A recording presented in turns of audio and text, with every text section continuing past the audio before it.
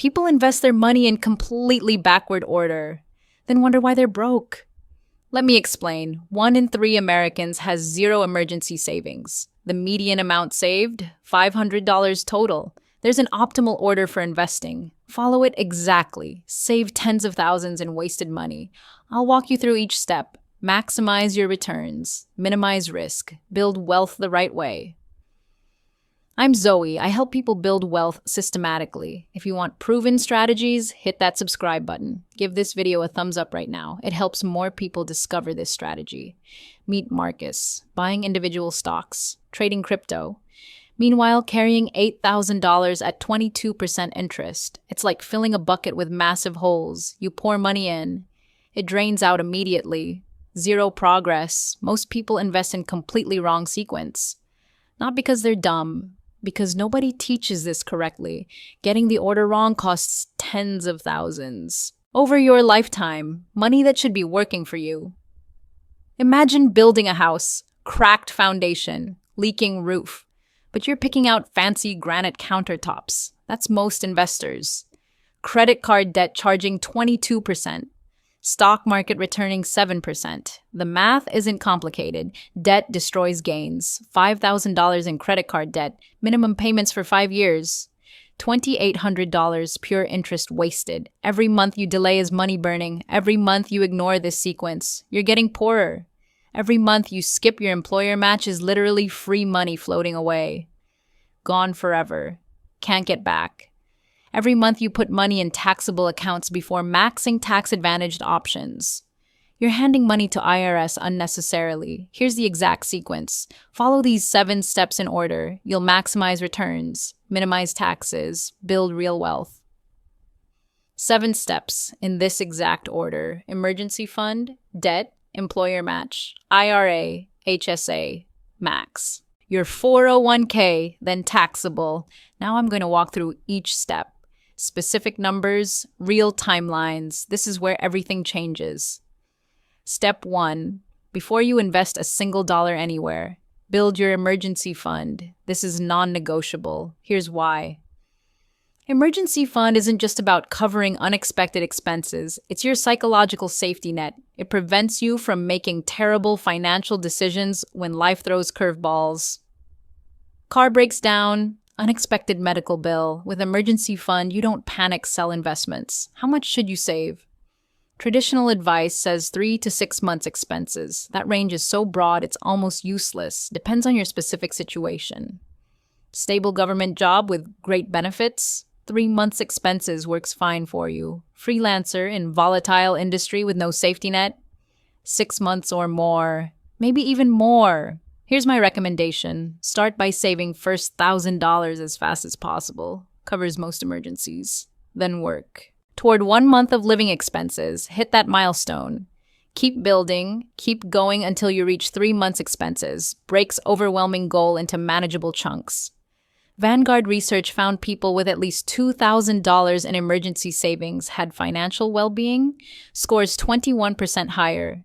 That was the largest boost linked to any financial factor they measured. Not investing returns. $2,000 isn't life-changing money, but the psychological impact of having that buffer enormous. Once emergency fund is in place, next step, absolutely critical. Eliminate all high-interest debt. When I say high-interest debt, anything charging more than about 8% annually works here. Credit card debt is the obvious villain here. Average interest rates over 22%.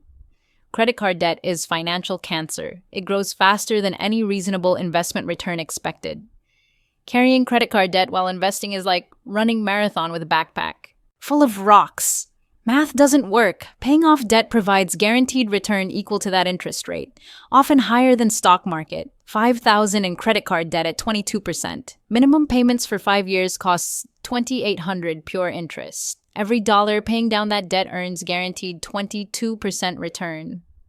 Better than Warren Buffett. Strategy is straightforward. List all debts with interest rates. Pay minimums on everything. Extra dollars to highest. This is debt avalanche method. Saves you the most money mathematically. Most efficient strategy possible. Some prefer debt snowball method, paying smallest balances first. psychological motivation, but Avalanche more efficient. Here's where it gets interesting. There's one major exception to paying debt before investing. So important, it's next. If employer offers matching contributions to retirement plan, contribute enough to get full match even before finishing debt. Seems counterintuitive, but the math is compelling. Employer matching is guaranteed 100% return immediately. Even carrying credit card debt at 22%, getting 100% immediate return makes sense. It's like finding money lying on ground that your employer will double if you pick it up. Obviously, pick it up. Typical example. Employer matches 50 cents on dollar up to 6% salary. Earn $50,000, contribute $3,000. Get $1,500 match. That's 50% immediate return plus whatever investments earn over time. No other opportunity guarantees this. Key is contribute just enough to get full match. Then redirect all extra money back to paying high-interest debt. Once debt is gone, you increase retirement contributions. Maximizes guaranteed returns. Minimizes high-interest time. One caveat. Some companies have vesting schedules determining how long you stay to keep matching funds. Understand yours first. However, even with vesting requirements, immediate return from employer matching usually makes it absolutely worthwhile. This foundation creates the bedrock of your financial house. Emergency fund, debt elimination, employer matching. Without these, everything else is building on quicksand. Once foundational pieces are locked down, we move into what I call tax optimization zone. This is where things get really interesting. Most people completely mess this up. They get distracted by shiny objects, skip right to taxable accounts, when they should be maximizing every tax-advantaged option available to them first. Every single one. Now we move on to maximizing your individual retirement account. And here's why this comes before putting more money into your employer's 401k. IRA gives you far more control over investment choices. Corporate 401k plans offer limited menu expensive. Corporate plans notorious for expensive mutual funds. Management fees eat returns like termites in wooden house. Over decades, fee differences cost tens of thousands. With IRA, you invest in low-cost index funds and ETFs, charging just few basis points. Instead of 1 to 2% fees. Difference between keeping your money and slowly feeding it to fund managers who drive nicer cars than you. For 2025, you can contribute up to $7,000 to IRA, $8,000 if you're 50.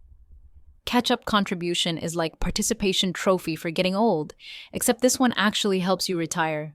Once you've maxed out IRA contributions, then you go back to your employer 401k and start contributing beyond the match. Here's where decision gets complex. You need to choose between traditional and Roth versions of these accounts. Choice can save or cost thousands.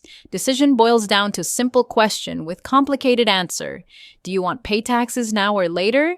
Traditional accounts let you deduct contributions from current taxable income, but you pay taxes when you withdraw money in retirement. Roth accounts make you pay taxes up front, but then all your withdrawals in retirement are completely tax-free, including all growth.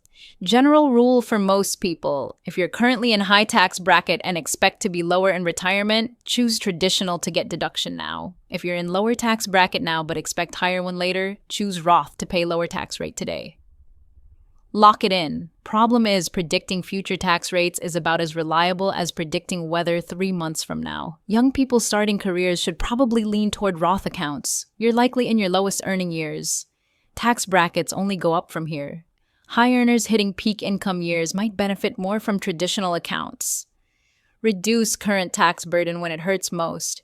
Honestly, if you're not sure, splitting contributions between both types creates tax diversification. Gives you options in retirement. If you happen to have access to health savings account, this is where things get really exciting. HSAs might be most underutilized investment vehicle in America. They're like Swiss Army knife of tax-advantaged accounts. 3 different tax benefits. Makes them absolutely incredible. You get tax deduction for contributions, money grows tax-free while invested. And here's the kicker, withdrawals for qualified medical expenses completely tax-free even in retirement. It's the only account that gives tax benefits on way in while money grows and on way out. Unbeatable. For 2025, you can contribute up to $4,300 to HSA with individual coverage, or $85.50 for family coverage. The catch is you need high deductible health plan to be eligible. Not right for everyone. If you're young, healthy, don't have significant medical expenses, HSA can be one of most powerful retirement accounts available. Here's strategy that makes HSAs incredibly powerful. Pay for current medical expenses out of pocket if you can afford. Let HSA money stay invested. Keep all your medical receipts. There's no time limit on when you can reimburse yourself for qualified expenses. You could pay for doctor visit today, keep receipt, reimburse yourself from HSA 20 years from now. Tax-free. Your money grew tax-free that entire time. After age 65, HSAs become even more flexible. You can withdraw money for any purpose, not just medical, though you'll pay income tax on non-medical. Medical expenses in retirement are essentially guaranteed. Average couple retiring today will spend over $300,000 on healthcare throughout retirement. HSA math can be absolutely stunning. Max out contributions for 30 years with 7% return. You could have over $400,000 completely tax-free for medical. Given average couple spends $300,000 on healthcare and retirement, HSA essentially makes those costs disappear from budget. Once you've maximized HSA contributions, you go back and max out your 401k. Contributions beyond employer match?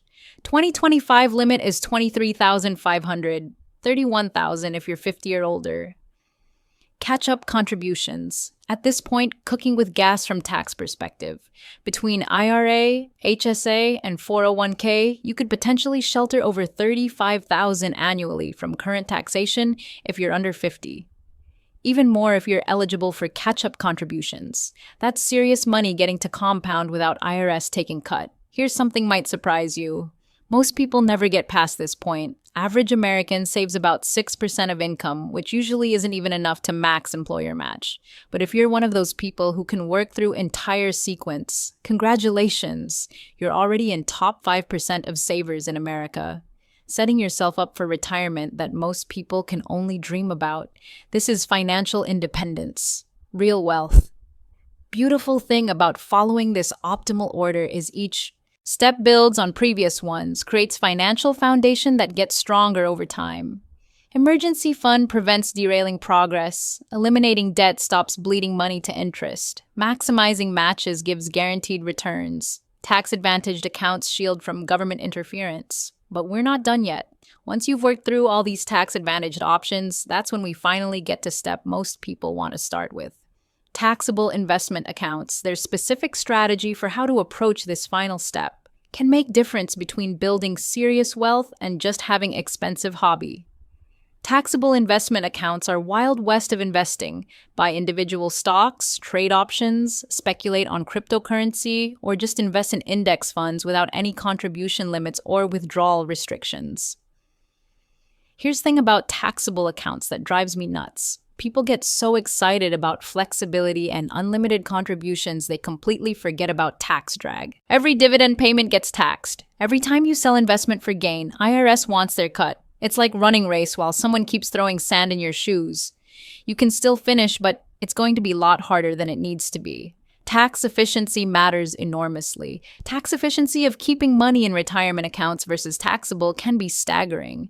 Invest $10,000 annually for 30 years. Tax advantaged, you end with about $944,000. Taxable account with same return but paying taxes on dividends and gains along way, you might end with closer to $700,000. That's nearly $250,000 difference just from tax drag. But here's where taxable accounts become valuable once you've maximized everything else. They offer complete flexibility. Need money for house down payment in 5 years? No problem. Want to retire early before you can access retirement accounts. Taxable accounts give you bridge funding you need. Planning to leave money? To kids. Taxable accounts get step up in basis when you die, which can eliminate capital gains taxes entirely. Powerful estate planning tool. So there you have it. The optimal order for investing your money that most people completely ignore in their rush to get rich quick. Emergency fund, high interest debt, employer match, IRA, HSA, max that, 401k. Then finally taxable accounts. Follow this sequence. You'll be building wealth the right way while everyone else still trying to pick next Tesla. Your future self will thank you for doing boring stuff first. This is how real wealth gets built.